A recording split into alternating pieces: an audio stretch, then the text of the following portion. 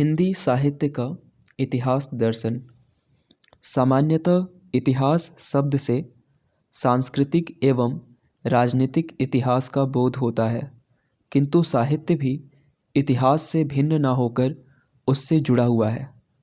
साहित्य के इतिहास का अर्थ है देश काल की सीमाओं में विकसित साहित्य का समग्र रूप से अध्ययन करना। साहित्यिक रचनाओं के इतिहास को समझने के लिए साहित्यकार से संबंधित स्थितियों, परिस्थितियों और परंपराओं को समझना आवश्यक है। पाश्चात्य साहित्य के क्षेत्र में अनेक विद्वानों ने साहित्य की विकास प्रक्रिया के संबंध में कुछ सामान्य सिद्धांतों की स्थापना का प्रयास किया है, जिसमें सर्वाधिक महत्वपूर्ण सिद्धांत तेन महोदय का है, जो एक फ्रेंच इतिहासकार हैं। तेन महोदय ने साहित्य के विकास की व्याख्या के 3 आधारभूत सूत्र बताए हैं: जाति, वातावरण और क्षण। तेन का मानना था कि ये तीनों सूत्र जातीय परंपरा, राष्ट्रीय वातावरण तथा समय विशेष की परिस्थितियों के सूचक हैं। अतः साहित्य के इतिहास को समझने के लिए इन तीनों को समझना अति आवश्यक है।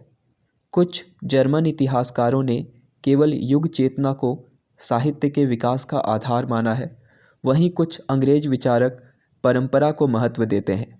हडसन महोदय ने युग चेतना व परंपरा दोनों का समन्वय करते हुए साहित्यकार के विशिष्ट व्यक्तित्व को भी विकास का आधार बताया। मार्क्सवादी चिंतक व्यक्ति के स्थान पर समाज की आर्थिक परिस्थितियों एवं वर्ग संघर्ष के आधार पर साहित्य की व्याख्या करते हैं। फ्रायडवादी विचारक केवल मानसिक अंतर्द्वंद को ही साहित्य विकास का मूल कारण मानते हैं।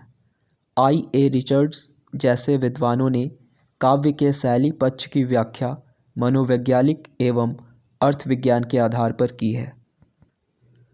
कार्लाइल महोदय की मान्यता है कि किसी राष्ट्र के काव्य का इतिहास वहाँ के धर्म, राजनीति व विज्ञान के इतिहास का सार होता है। काव्य के इतिहास में लेखक को राष्ट्र के उच्चतम लक्ष्य, उसकी क्रमागत दिशा और विकास को देखना अत्यंत आवश्यक है, क्योंकि इससे राष्ट्र का निर्माण होता है। उपर्युक्त सिद्धांतों को देखने से ज्ञात होता है कि बहुसंख्यक विद्वानों ने परंपरा, वातावरण व द्वंद्व पर ही अधिक बल दिया है तथा शेष 2 तत्वों की उपेक्षा की गई है। कुछ विद्वानों ने द्वंद्व को स्वीकारा है, परंतु जहाँ द्वंद्व है वहाँ संतुलन होना भी स्वाभाविक है, क्योंकि प्रत्येक प्रकार के द्वंद्व का अंतिम लक्ष्य संतुलन स्थापित करना ही होता है। वस्तुतः विकास की प्रक्रिया इनमें से किसी एक सूत्र पर आधारित नहीं हो सकती।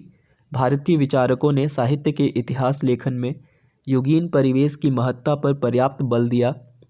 अतः कहा जा सकता है कि साहित्य के इतिहास का अध्ययन, विश्लेषण युगीन चेतना एवं साहित्यकार की वैयक्तिक प्रवृत्तियों के परिप्रेक्ष्य में किया जाना चाहिए।